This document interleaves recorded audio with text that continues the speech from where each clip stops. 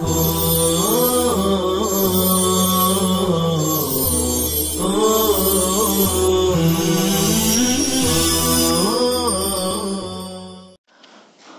لله رب العالمين والصلاة والسلام على سيد الأنبياء والمرسلين سيدنا محمد وآله وصحبه أجمعين. أعوذ بالله من الشيطان الرجيم. بسم الله الرحمن الرحيم. ولو يعجل الله للناس الشر استعجالهم بالخير لقضي إليهم أجلهم. جس طرح لوگ بھلائی کے معاملے میں جلد بازی کرتے ہیں، اگر اسی طرح اللہ ان کے ساتھ برائی کے معاملے میں جلدی فرمایا کرتے تو ان کی مہلت کبھی کی ختم ہو چکی ہوتی. فَنَذَرُ الَّذِينَ لَا يَرْجُونَ لِقَاءَنَا فِي طُغْيَانِهِمْ يَعْمَهُونَ. مگر جو لوگ ہماری ملاقات کا یقین نہیں رکھتے ہیں، ہم انہیں چھوڑے رکھتے ہیں کہ وہ اپنی سرکشی میں بھٹکتے رہیں.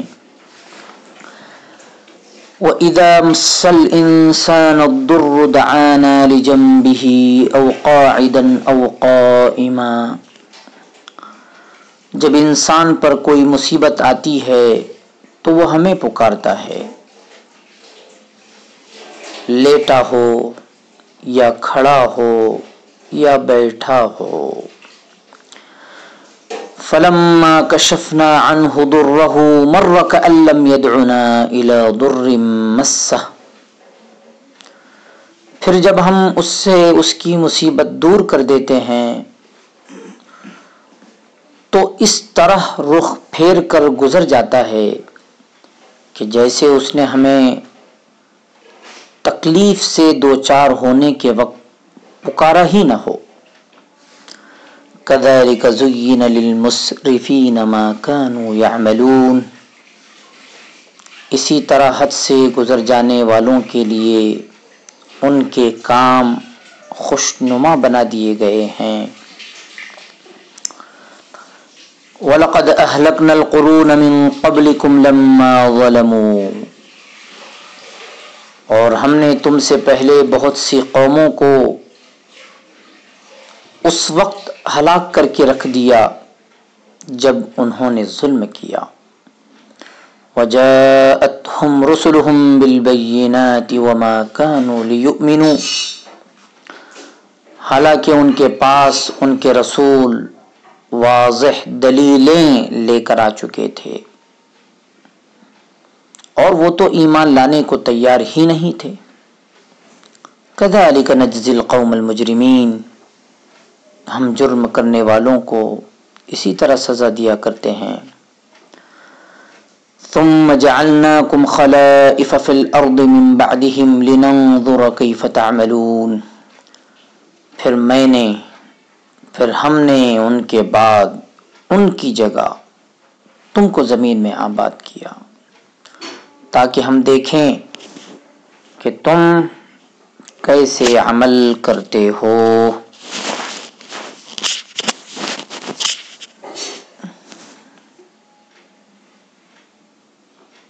یعجل فعل مضارع معروف صیغہ واحد مذکر غائب ہے. تعجیل مصدر ہے باب تفعیل، معنی جلدی کرنا. یہ لو شرطیہ ہے. استعجالہم، استعجال یہ مصدر ہے باب استفعال، جلدی طلب کرنا. خیر کے معنی بھلائی ہے، اس کی جماعت یہ خیور. خیر یہ اس میں تفضیل ہے. اخیر کا مخفف بھی ہے. نظر یہ فعل مضارع معروف صیغہ جمع متکلم ہے. مصدر وذر باب سمع معنی چھوڑنا. اس معنی میں صرف فعل مضارع، فعل امر اور فعل نہیں استعمال ہوتے ہیں. طغیان یہ بھی مصدر ہے، دو باب آتے ہیں، فتح بھی آتا ہے، سمع بھی آتا ہے۔ مصدر ہے طغین، مادہ ہے طغین، طغیان مصدر لیکن مادہ طغین ہے۔ یعمہون یہ فعل مضارع معروف صیغہ جمع مذکر غائب ہے۔ امہن مصدر ہے، دو باب آتے ہیں، فتح سمع۔ مس یہ فعل مضارع معروف واحد مذکر غائب کا صیغہ ہے۔ مصدر مسن مسیسن دونوں آتے ہیں، باب سمع۔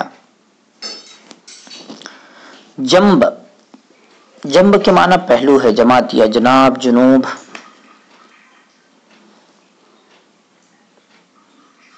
کشفنا یہ بھی فعل مضارع فعل ماضی معروف جمع متکلم کا صیغہ ہے، مصدر کشفن، باب ضرب۔ مسرفین اس میں فاعل جمع مذکر ہے، واحد مسرف، مصدر ہے اسراف، باب افعال، حد سے نکلنا، حد سے گزرنا۔ قرن کی جمع ہے قرون، گویا قرون جمع ہے، واحد قرن معنی جماعت گروہ۔ خلائف جمع ہے، واحد خلیفہ معنی نائب جانشین۔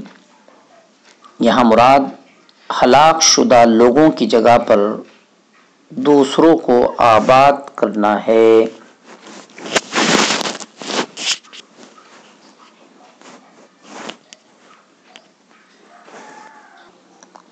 ولو میں واو استنافیہ ہے،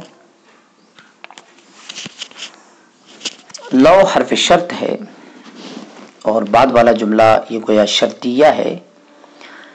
للناس یہ جار مجرور مل کر یعجل فعل سے متعلق ہے۔ الشر یہ مفعول بھی ہے۔ استعجالہم یہ منصوب بنزع الخافض ہے، اصل عبارت ہے کاستعجالہم، لیکن کاف حرف جر کو گرا دیا گیا جس کی وجہ سے یہ استعجال منصوب ہو گیا۔ اسی کو کہتے ہیں منصوب بنزع الخافض، یعنی حرف جر کو گرا کر منصوب بنا دینا۔ تو استعجال یہ مفعول مطلق ہے یا منصوب بنزع الخافض ہے۔ لقضیہ یہ جو لام ہے یہ جواب شرط ہے، لام جزائیہ ہے، گویا یہ جملہ جواب شرط ہے۔ قضیہ یہ فعل مجہول ہے۔ اجلہم یہ نائب فاعل ہے، فا یہ استنافیہ ہے، اور نظر فعل بفاعل ہے، اور بعد والا جملہ مفعول بھی ہے۔ لقاءنا یہ لا یرجونا کا مفعول بھی ہے۔ یعمہون یہ جملہ حال واقع ہو رہا ہے۔ اذا یہ حرف شرط ہے اور یہ پورا جملہ شرطیہ ہے۔ مصفیر الانسان یہ مفعول بھی مقدم، الدور یہ فاعل مؤخر ہے، اور یہ جملہ شرط ہے۔ دعانا یہ جواب شرط ہے۔ او حرف عطف ہے، قائدن قائمن یہ حال واقع ہیں۔ فا استنافیہ ہے۔ لما کشفنا یہ جملہ شرط ہے۔ مرہ یہ جواب شرط ہے۔ کأن یہ مخففہ عن المثقلہ یا من المثقلہ ہے، یعنی مشدد کو مخفف بنایا گیا ہے۔ مسہ یہ حالت نصبی میں ہے اور مفعول بھی واقع ہیں۔ وَلَقَدْ میں جو لام ہے یہ لام جواب قسم کے طور پر ہے۔ جملہ قسمیہ یہاں محذوف ہے، فعل قسم محذوف ہے، تو لام ابتدائیہ ہے، لام تاکید ہے اور جواب قسم کے طور پر ہے۔ لما ظلموا یہ جملہ شرط ہے اور ما قبل والا جملہ جواب شرط بدلالت کر رہا ہے، اس وجہ سے یہاں جواب شرط محذوف ہے۔ رسلہم یہ جات کا فاعل ہے اور جاءتہم میں ہم ضمیر مفعول بھی مقدم ہے۔ وما کانوا حالانکہ یہ واو حالیہ ہے اور یہ لام جحود لام انکاری ہے اور ما نافیہ ہے۔ ثم جعلناکم خلائف، کم یہ مفعول بھی اول ہے، خلائف یہ مفعول بھی ثانی ہے۔ لننظر یہ لام لام تعلیل ہے۔ وَلَوْ يُعَجِّلُ اللَّهُ لِلنَّاسِ الشَّرَّ اسْتِعْجَالَهُمْ بِالْخَيْرِ. تشریح آیات، مقروء آیات یعنی جن آیات کی تلاوت کی گئی ان میں پہلی آیت کا تعلق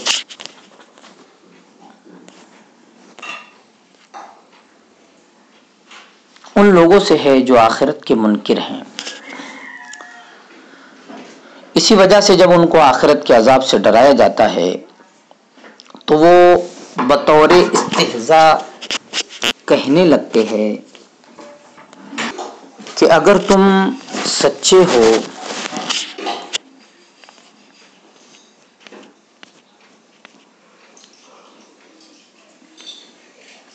تو یہ عذاب ابھی بلا لو، یا یہ کہ پھر یہ عذاب جلد کیوں نہیں آ جاتا. جیسے نضر بن حارث نے کہا تھا، یا اللہ اگر یہ بات سچی ہے تو ہم پر آسمان سے پتھر برسا دیجیے یا اور کوئی سخت عذاب بھیج دیجیے. پہلی آیت میں اس کا یہ جواب دیا گیا ہے کہ اللہ تعالیٰ تو ہر چیز پر قادر ہے. یہ عذاب موعود یعنی جس عذاب کا وعدہ کیا گیا ہے فوراً ابھی بھی نازل فرما سکتے ہیں، اس وقت بھی نازل فرما سکتے ہیں، مگر وہ اپنی حکمت بالغہ اور لطف و کرم سے ایسا نہیں کرتے. یہ نادان جو اپنے حق میں بد دعا کرتے اور مصیبت طلب کرتے ہیں، اگر اللہ تعالیٰ ان کی بد دعا کو بھی جلد قبول فرما لیا کرتے جس طرح ان کی اچھی دعا کو اکثر قبول کر لیتے ہیں تو یہ سب ہلاک ہو جاتے.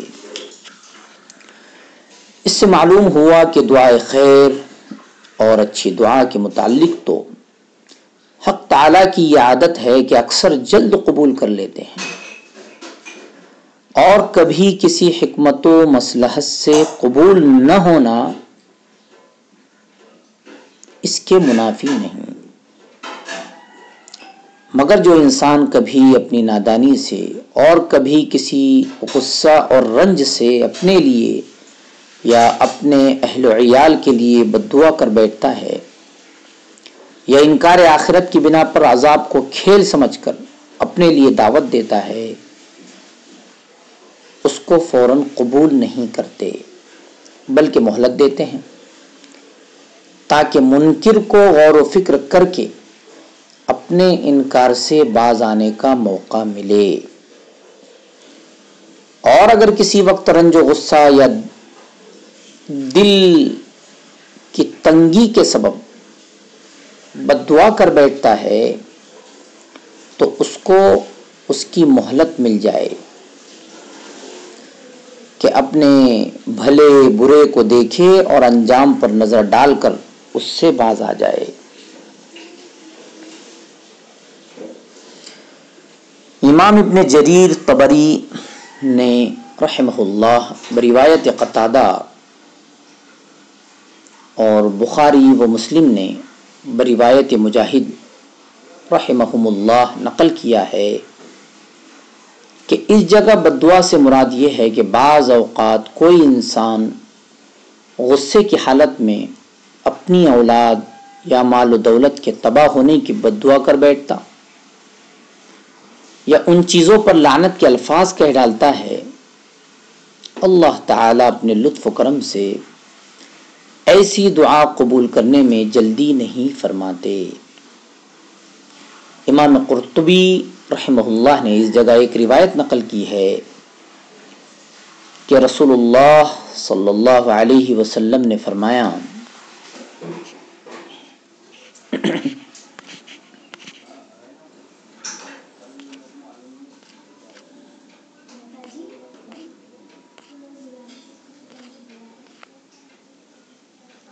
کہ میں نے اللہ جل شانہ سے دعا کی ہے کہ وہ کسی دوست عزیز کی بد دعا اس کے دوست عزیز کے متعلق قبول نہیں فرماویں۔ اور شہر بن حوشب رحمہ اللہ فرماتے ہیں کہ میں نے بعض کتابوں میں پڑھا ہے کہ جو فرشتے انسانوں کی حاجت روائی پر مقرر ہیں، اللہ تعالیٰ نے اپنے فضل و کرم سے ان کو یہ ہدایت کر رکھی ہے کہ میرا بندہ جو رنج و غصے میں کچھ بات کہے اس کو نہ لکھو۔ اس کے باوجود بعض اوقات کوئی قبولیت کی گھڑی آتی ہے جس میں انسان کی زبان سے جو بات نکلے وہ فوراً قبول ہو جاتی ہے۔ اس لیے رسول اللہ صلی اللہ علیہ وآلہ وسلم نے فرمایا کہ اپنی اولاد اور مال کے لیے کبھی بد دعا نہ کرو، ایسا نہ ہو کہ وہ وقت قبولیت دعا کا ہو اور یہ بد دعا فوراً قبول ہو جائے۔ ان سب روایات کا حاصل یہ ہے کہ آیت مذکورہ کا اصل خطاب اگرچہ منکرین آخرت اور ان کے فوری مطالبہ عذاب سے متعلق ہے، لیکن اس کے عموم میں وہ مسلمان بھی داخل ہے جو کسی رنج و غصے کی وجہ سے اپنے یا اپنے مال و اولاد کے لیے بد دعا کر بیٹھتے ہیں۔ اللہ تعالیٰ کی عادت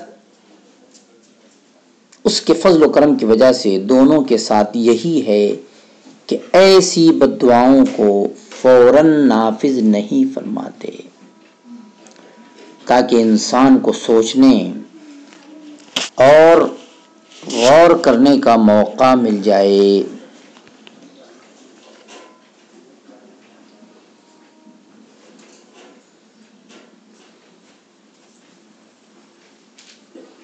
آگے والی آیت ہے وَإِذَا مَسَّ الْإِنسَانَ الضُّرُّ دَعَانَا۔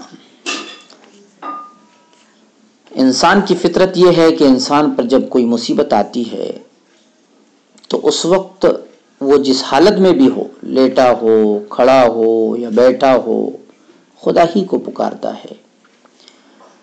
ان تینوں کیفیتوں کا ذکر اس لیے فرمایا گیا کہ جب کوئی شخص تکلیف میں بے قرار ہوتا ہے تو کسی ایک حالت پر نہیں رہتا، کبھی لیٹتا ہے، کبھی بیٹھتا ہے، کبھی کھڑا ہوتا ہے، اور چونکہ زیادہ تر لوگ ایسی حالت میں بھی لیٹے رہنا چاہتے ہیں، اس لیے سب سے پہلے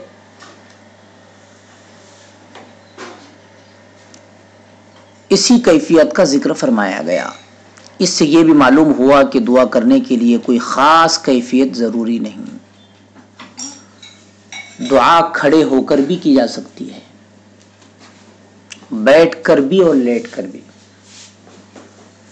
اللہ تعالیٰ نے اس آیت میں انسان کی ایک اور نفسیاتی کمزوری کو بھی بتا دیا ہے کہ جب اس پر خوشی، فراوانی اور آسانی کے دن آتے ہیں تو وہ مصیبت کی گھڑیوں اور پریشانی کے لمحات کو بھی بھول جاتا ہے اور اپنے محسنوں کو بھی بھلا بیٹھتا ہے۔